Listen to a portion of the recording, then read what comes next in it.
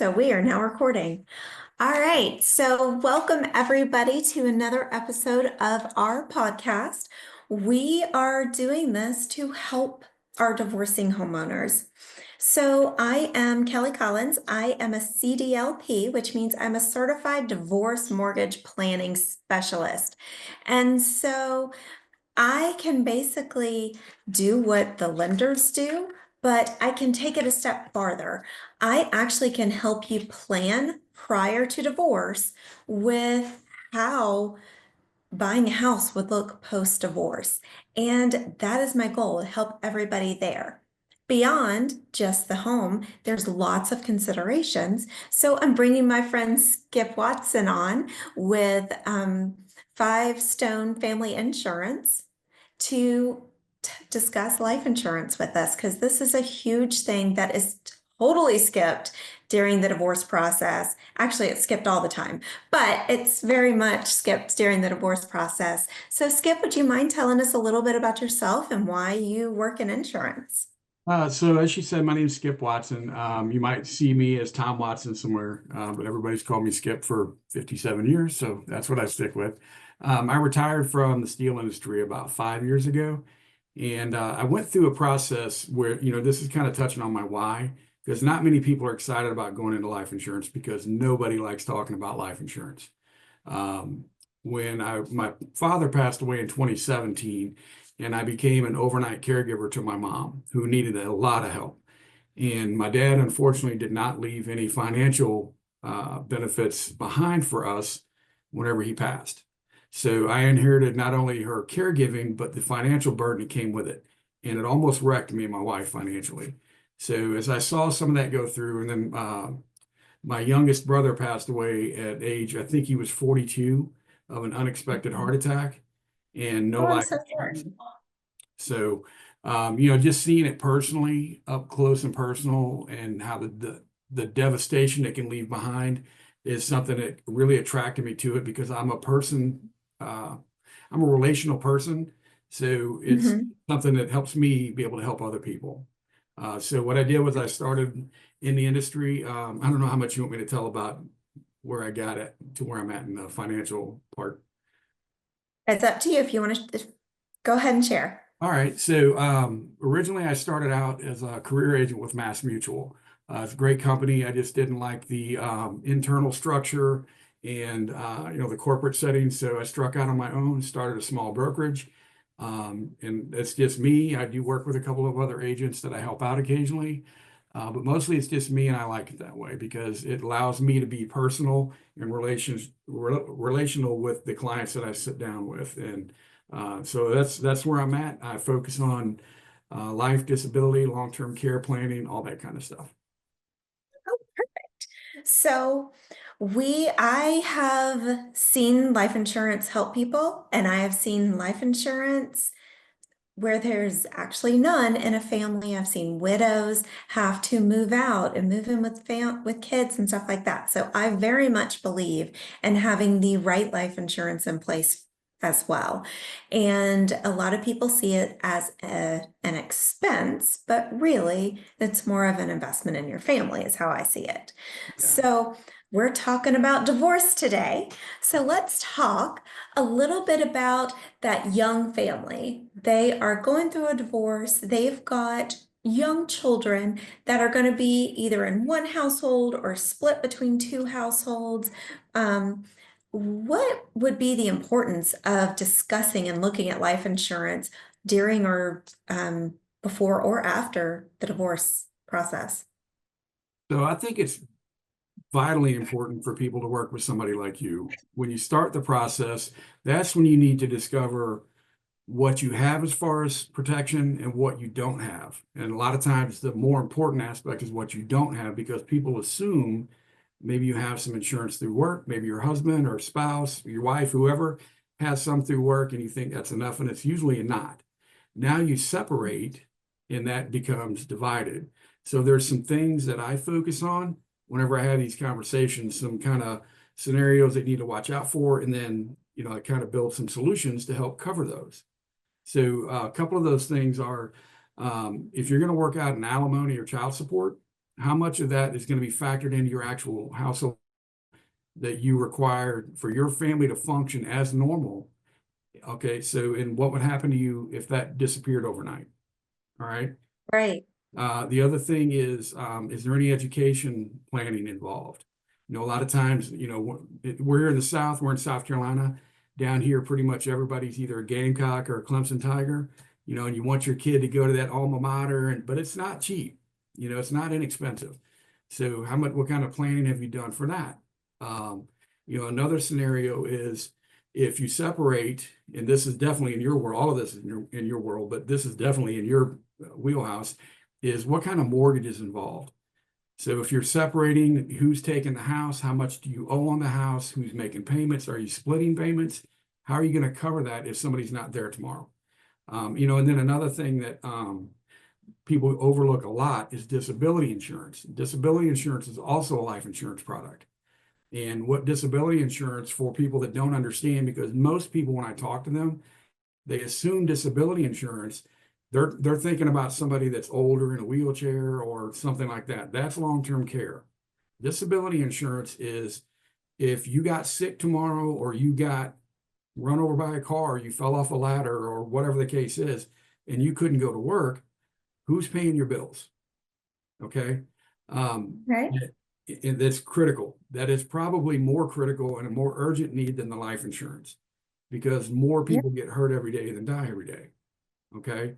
Mhm. And a lot of times, and that even in that conversation, people overlook stuff. They tend to think about who's paying their light bill, their house bill, or whatever. But you also have groceries. You have gas to get your kids back and forth to school. You have school lunches. Do you have to pay a babysitter?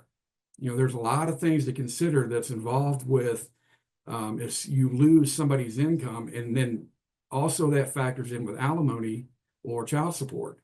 So if, you know, let's say you and I were divorced and you owed me child support, which would be awesome because I like getting money. But if something happened to you and you weren't able to fund your alimony to me or your child support, how would I pay those bills? And most people do not think about that stuff. So, you know, some of the solutions for that stuff is you might sit down and work with somebody like me, or there's a lot of people like me, but just use me for an example. You know, how many years are your kids left potentially being at home? You got like 15, 17 years, something like that. Then you would build a term policy to cover that amount of time. Okay. And Okay. remember, I talked about earlier about there's so many different products, and they might not all work for everybody at the same time in their lives. So it's just a matter of deciding who fits what. Yeah, I've said it before and I'll say it again. What worked for your cousin down the street is not going to work for you, because you're going to have different situations. So that when you are looking at just your whole financial picture in divorce, I mean, I know people, I work with people that if they didn't get that alimony or child support check the next month, those kids might not be able to eat. And so it's an unfortunate thing in divorce, but you're taking one household, dividing into two, almost doubling every single bill. You got to make sure you're covered. And Right, so that's the whole purpose of alimony and child support. So I find it very interesting that a lot of people don't even think about, right, uh-oh, what happened if he's gone or she's gone or couldn't work or right. whatever. Um, and You then, know, but I also hear the thing a lot, Skip. Oh, I've got that through work. Don't worry about it. yeah. So there's a lot of limitations to what workplace coverage, and usually it involves this. A lot of companies will give you a year's worth of your salary as a benefit, and it doesn't cost you anything. I worked at Nucor Steel, great company here in South, they're really kind of worldwide, but you know, right here close to us. And it was a great company, great benefits. They gave me 1 year, and they gave me the option to buy up to 4 years. All right, well, that gave me about $600,000 worth of income. If something were to happen to Mhm. me, they would hand my wife. The problem is our debt load, including our mortgage and everything else, is probably about 1.5 million. So Ooh. in that case, she's going to get a nice check and she can use that to make payments, but it's not going to really help her get ahead. So in that case, and for me personally, I ended up buying myself a supplemental policy so that I can stack that on top of what I was getting as a workplace. But you're right. People more often than not, when I talk to them and I ask them, do you have anything in place? Oh, I'm covered. I don't need life insurance. I've got it through work. And then when we find out, we sit down and start building solutions. We find out that they have, say, $200,000, for an example, of coverage when they know they need $1 million. And, because you're talking about protecting for your kids, giving your wife a couple, wife or husband, whoever it is, a comfortable income to replace it. You're not there to supply anymore. So there's a lot of needs that need to be covered, and their workplace policy is probably not going to do it all. Right. And then I think, along those lines, there's another aspect to it that a lot of people neglect is when you go through a divorce and you separate, yes, one or the other, both might have insurance. And I think you and I talked about this briefly before. And what happens is they have enough life insurance for their current need, and then they separate. And oftentimes the one spouse or another will go on and they'll end up in a relationship with somebody else. They might get married, they might not, maybe they just live with somebody long term, but that other person has needs. So that amount of coverage is now going to be divided. So where if you have one spouse with a couple of kids and your need was covered perfectly before, now imagine that person is with somebody else. They have one or two kids. Now you're trying to cover two adults and their kids and their potential education, mortgage, everything else. And it's obviously not enough. So, people, they kind of treat it like the workplace insurance. They think, I've got life insurance. So when they move on to another relationship, in their mind, they have life insurance. They don't worry about it. But, these things are the kind of things that need to be focused on when you start the process of going through this divorce and kind of mediating who's going to do what, who's going to pay for what. And one of the things or a couple of things you can do in that scenario is you can own a life policy on somebody else. As long as you guys have a beneficial or a mutual need where, there's a kid involved, there's businesses, there's whatever involved that you share, you can own a policy on somebody else as long as they know you're taking it out. You can't just secretly buy a life insurance policy and then, oops, something happens to them and they didn't know you had a policy. That's a big time no-no. But you can, that would be good. I probably have seen that on Nightline once or twice. I would imagine that's been a common story a lot of times. But yeah, you can own policies on somebody else. You can buy multiple policies. A lot of people don't understand. They think if you have a policy that's it. You can't get anything else. You can stack policies. As long as you have an insurable need and your potential benefit doesn't drastically outweigh that need, you can get coverage. So you can stack multiples, you can stagger them. I do a thing where, say you owe 25 years on a mortgage, but your kids are going to be out of school in 15 years or 10 years. So you can split policies. You can buy one for 10 years for a certain portion of that benefit that you need, and then buy another one for 30 years with the rest of that portion. So you're getting two policies for usually about the same premium, and then one will fall off as you don't need it anymore. Okay. Well, and something else that just kind of came to mind is I've talked to tons of financial planners over the years. I do a lot in reverse mortgages with people that don't qualify for long-term care insurance because that's something that you got to qualify for when you're super healthy. So how does disability and life insurance, how do you actually qualify for it? So pretty much all of them are health qualified. All right. There are products out there when you have to be over 50, but there's products out there called guaranteed issue, and you don't have to health qualify. You just have to write a check. They usually cost a little more because you're not health qualifying. You're just asking the insurance company to assume the risk. That's what we do. It's all of this is risk transfer, and you're asking the insurance company to assume the risk for your life. So you're writing a bigger check for that. I don't really like those policies, but they do help some people. In most people's cases, if you approach it when you're young enough, you can get long-term care, which is critical to it. It's probably the most critical product that can protect your retirement income. Okay. And what it does, um, project yourself down when you're 70 years old, 75 years old, and 66% of us end up needing some form of long-term care coverage. Okay. You're going to get sick, you're going to get hurt, you're going to whatever. And older people just don't heal as well.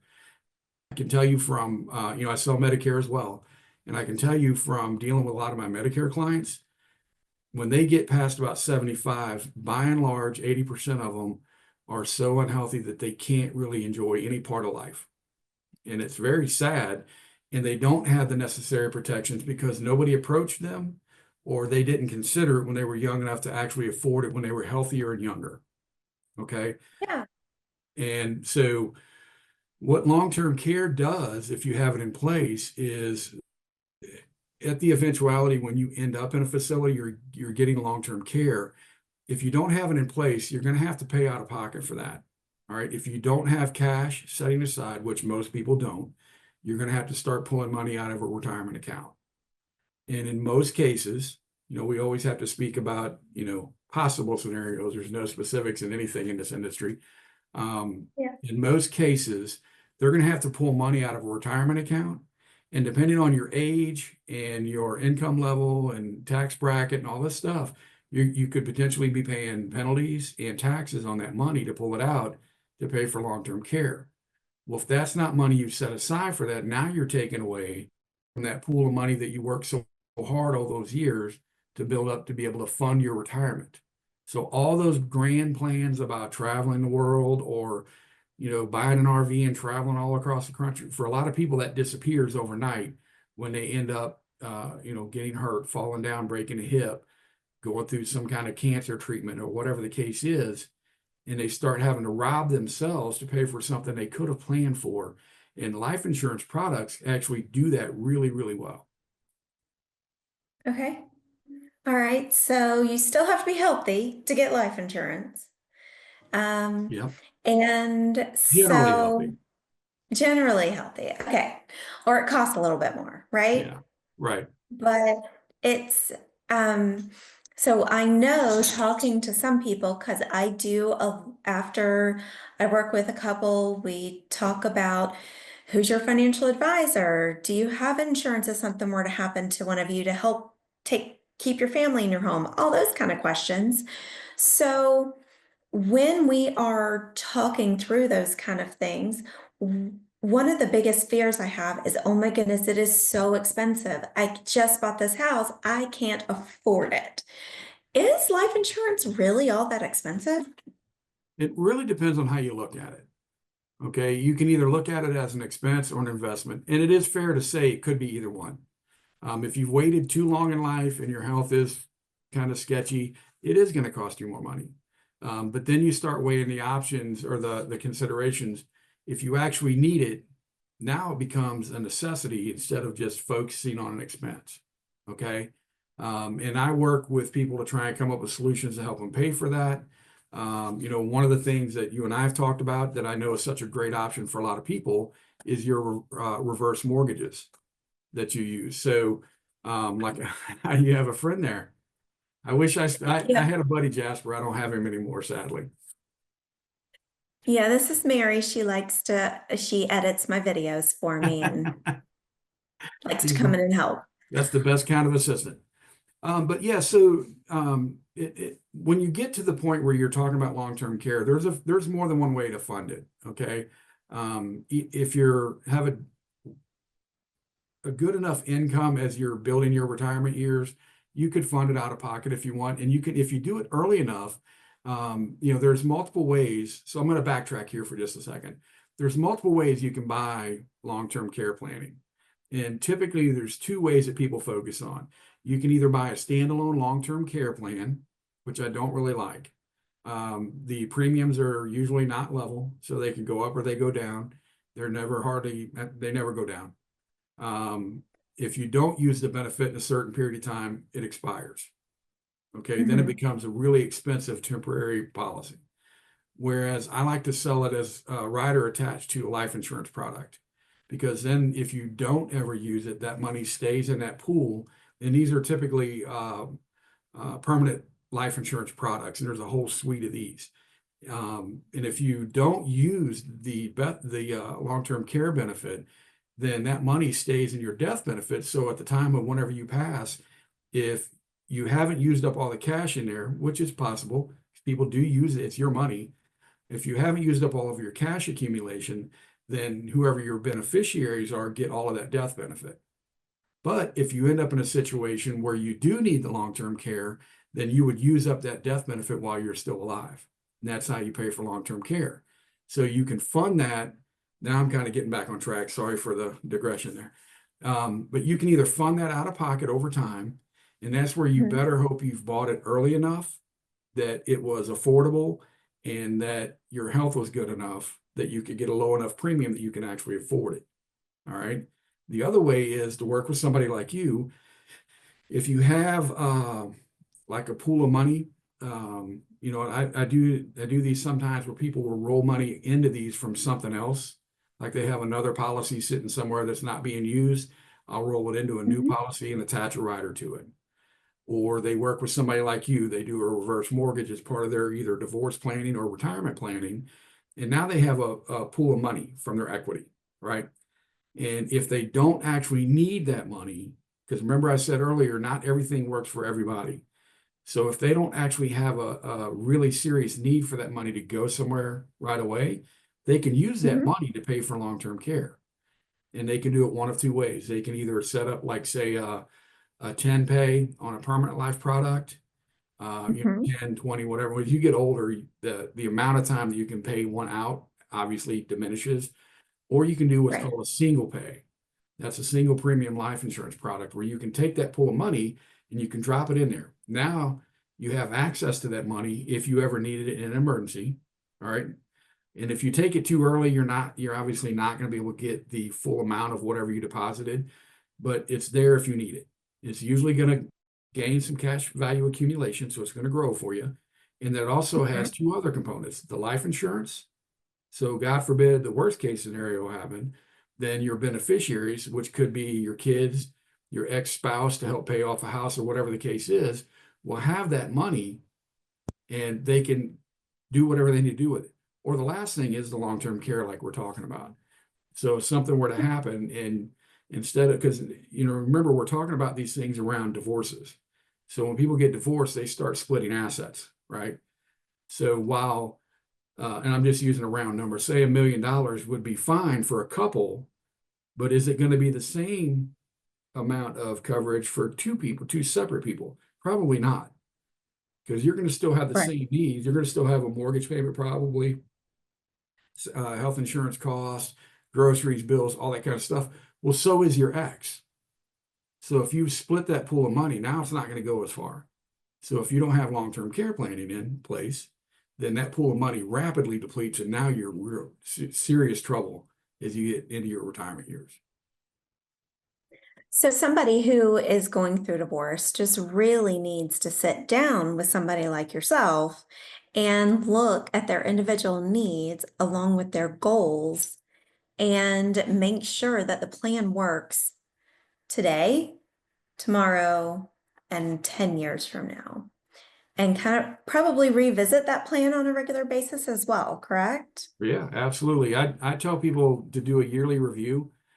We do the same thing with the health insurance side, especially for Medicare. Every single year, we sit down and in times of the year called AEP, open enrollment, that sort of thing. And we just evaluate where your current coverage is at. And then if you need to move, we move to something else. But at the same time, my life insurance clients that are in that realm, I do the same thing. I do an annual review with them. And then we find out, is this coverage now still enough for you? And a lot of times, if they've gone through a divorce, if they've lost a job or got hurt and now they're not working, whatever the case is, we take a minute and we sit down and reevaluate. As I told you before, I'm very relational. I'm not very transactional. So I spend a lot of time with my clients and I have a great database of information built up. So when I come revisit you next year, I'm going to ask, hey, how we were looking at this before, how is that working now? And if it's not working well, then we start looking at different ways to move you into another product or maybe look into growing a product. You know, you can, a lot of times, even if you have life insurance in place now, you can actually go back to them and get reevaluated and get more insurance or get less insurance. Whatever the case is, you can keep the same policy, you just expand it or decrease it. So yeah, Oh, I do annual reviews for all of that. okay, perfect. So when you got a young family, they really need to look at considering life insurance to take care of, especially probably the person who is giving the primary caretaker for the children, and also the person funding it, because it could be the same person, it could be two completely different people Right. um, funding it. So both parties really need to look at that and probably get a consultation and find out how much it costs, all of those things, so that it can be considered in the divorce proceedings before the divorce agreement's written up. Yeah. And then when you get to be a senior, I a lot of people tell me going through the divorce, we don't need life insurance, we don't have kids. But I've also seen that there's plenty of divorced people who one spouse is receiving some kind of alimony and their tiny little Social Security check. And I can't qualify them for a house because their income is not very much. Right. And I've sat down with so many of them, and unfortunately, most of them are women, but not all of them. Several have been men. But during that process, we find out that, yeah, they can't afford a house, but they also can't afford rent, and they're likely can't afford groceries some months. And so, life insurance, if that little bit of alimony, even if it's just $500 a month, goes away, that person is now in complete poverty. So I would think life insurance would be something to look very important to look in that situation if you're receiving any kind of support. It is, and something that often gets overlooked. A lot of this stuff gets overlooked. But kind of a tactic I've been really doing well with lately is, kids, we talked before, when you're talking about a house, it's not like the old days. The old days, people had family farms or they had a house that they grew up in. And when somebody passes away, then your kids inherit it and then you want to pass it. People just aren't doing that as much anymore, right? Yeah, So a lot of times what you can do is you start getting your kids involved in some of this stuff. Um, I was actually, I had a small policy I took out on my mom. I paid for it out of pocket because I knew there were going to be needs involved that needed to be covered when she passed. So I took one out. My brother also took one out. And I say that to say this, that if you have a legitimate need for life insurance, there's say you do own a piece of property and a family wants to keep it. Well, there may not be any, it may be owned outright, but there's still taxes involved. And kids can actually take out life insurance on their parents and cover the specific needs that they want to cover in the event that that parent passes away. And they can do the same thing. Like if I wanted to take out something to protect my mom, say my parents were divorced, okay, which they weren't, but just for an example. If I wanted all the financial protection that my dad was paying out of pocket to take care of my mom, if he passed away, that's going to fall on me. Okay. right. And that's fine. That's my mom. However, if you're not able to assume that full burden, and I can tell you from personal experience that it almost wrecked me, and I made a lot of money. My wife and I together, we had a really high income, and it still almost wrecked me. But had I known ahead of time that my dad didn't have life insurance when he was going to pass, I could have had life insurance on her. And then I would have had a pool of money that I could use tax free to take care of my mom. So a lot of kids are starting to see that when I present that as an opportunity, it's not a pushy, hey, you really should do this, but it's an option. If they know there's going to be a burden, they'll have the opportunity to help take care of that. If you have more than one, say you have three or four siblings, then you can divide that cost up and it's not that big of a burden on everybody, but it protects everybody down the road. So in the case where somebody is really light on income, whenever they get in that situation, retirement can be really hard on people anyway. And then you add in the added component of a potential divorce going through that, it can be devastating. So the kids have the opportunity, most people don't ever think about it, they can step up and help cover that need. Well, and something I'm just kind of thinking as you're talking is I see a lot of contentious divorces. Not all of them are hugs and kisses, rainbows, and everything. So I could see a lot of people saying, well, I'm not going to allow them to have life insurance on me, or I'm not going to pay for life insurance for for that person to get money should something happen to me.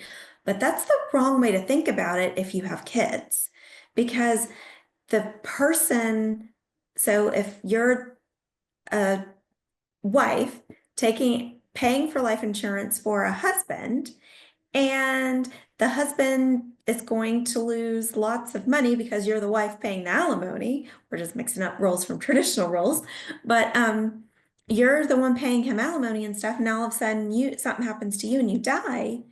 Paying that is not just helping out him, it's helping out your kids. Right. So it's thinking, and instead of kind of that battle back and forth, it's more like, okay, how do I help my kids and make sure my kids aren't suffering should something happen? Because now they got to take care of their dad Yeah. or they got to take care of their mom.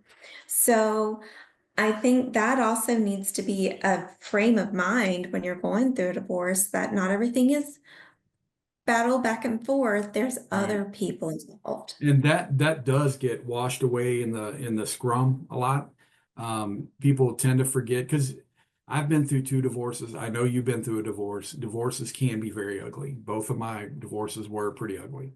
And it is really easy sometimes when you get in the middle of, well, you did this and you said that, and all the accusations back and forth.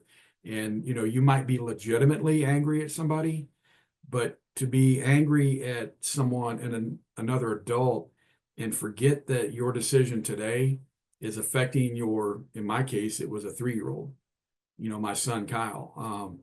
It was a very contentious divorce, and decisions were made during the process of the divorce that were not beneficial to him.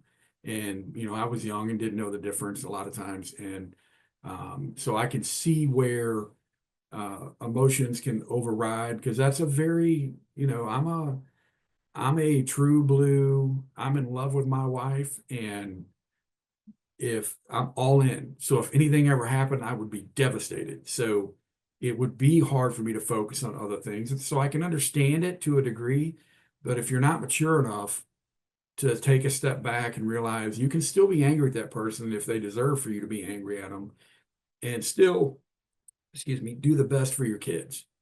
And that's where working with somebody like you, or mediators in general, so you can have a calm, you know, non-biased voice in the conversation, so that Mhm. somebody, because you're going to make demands. I want this, and it might be, I want you to have life insurance. I'm not getting life insurance. Screw you. you know Whereas somebody in the middle that's not emotionally involved in the connection between the two can say, wait a minute, okay, we have to look at this. What's going to happen to this kid in 10 years, 15 years down the road? Are they going to be able to go to school? Are they going to be able to, because one of the things that I run into all the time with a life insurance conversation with somebody that has kids, well, we're gonna, their 4-year-old that plays t-ball is going to be the next Nolan Ryan. you know No.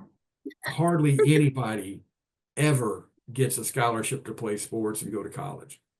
And yeah, it's great when people do, but that number is so minuscule.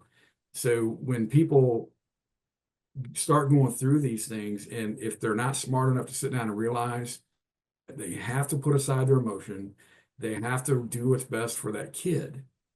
And that's going to be you being able to buy life insurance on your ex, or being able to enforce is probably a wrong word, but enforce that they have life insurance on their own. And that's all part of the mediation process, because somebody can decide to be ugly and you can't legislate ugly. But a divorce lawyer and judges can actually work out a specific plan. And after they've talked to somebody like you, because I've seen your planning process and it is freaking amazing. So anybody that's going to go through that, is if they get the chance to go through it, hopefully they don't, because that means they're going through something tragic for their relationship. But if they do go through it and they sit down with somebody like you, and then hopefully people like me get looped in where I'm not financially guided as to how I talk to people. I enter every single conversation I have as a blank slate. I don't ever talk about products with somebody when I'm first meeting them, when we're first trying to sit down and decide what works for them and what doesn't. Mhm. And so I just go into it completely blind. You probably have seen my fact finder because I think I shared it in that group that we were in. Yeah. So Did. people had an understanding. It's more of a guided conversation than a fact finder, and it's designed specifically so that I help walk you through your own conclusions after asking you a series of guided questions. And then it's not just me saying, "Hey, Kelly, you need this." It's you coming to the realization that you do need this. All I did was help you understand that. And now we actually sit down at that point when you're going through the process of the divorce mediation. And because, kind of bringing it all back to divorce, not a friendly topic, but it is what it is. There's a lot of them out there.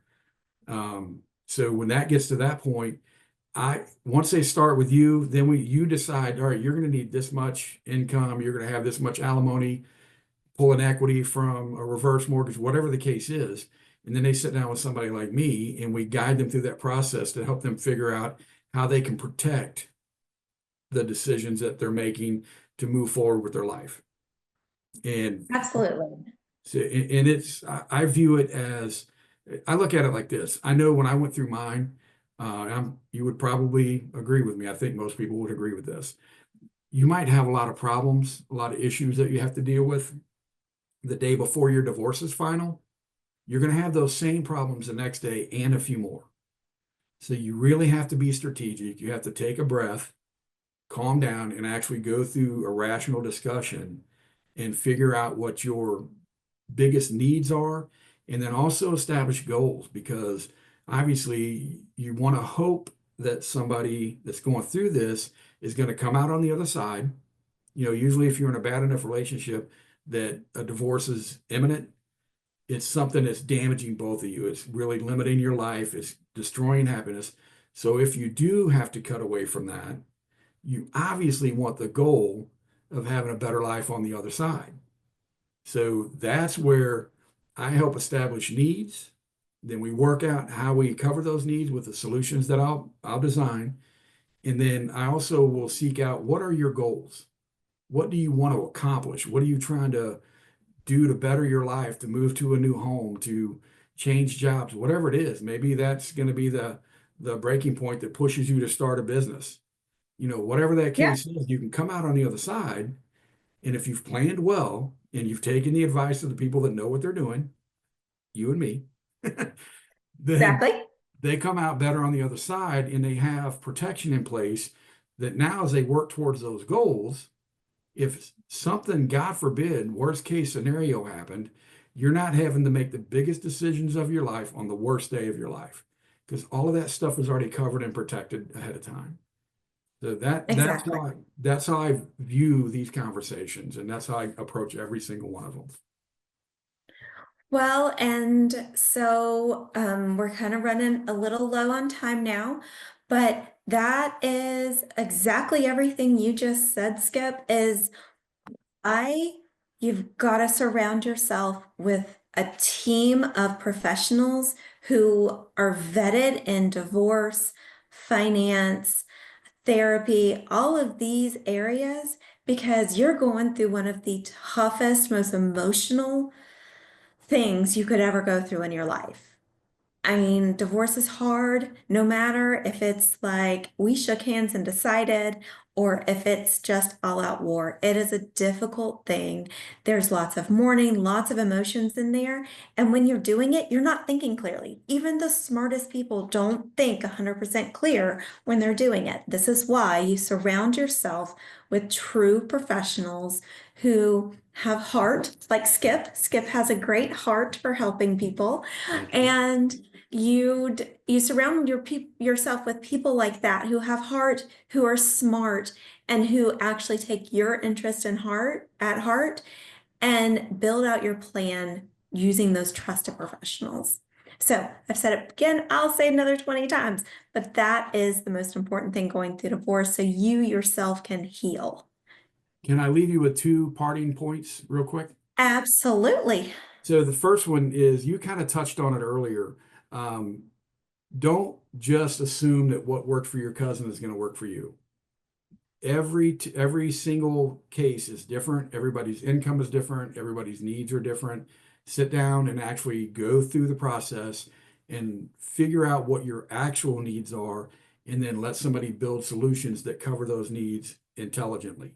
Okay. Mhm. And then the other one, if you have somebody that's trying to figure out just a really quick, rudimentary way of, I don't even know how much life insurance I need. I use the acronym a lot. It's DIME. Okay. It's debt. How much total debt do you have? Credit cards, cars, any kind of, small loans, anything like that. So how much debt do you have? How many years of income do you need to replace? So if something happened to your spouse or ex-spouse that's paying alimony or child support, how many years are you going to have left of alimony that you need or child support that you need that's going to be a critical part of your budget? So how many Mhm. years of that income?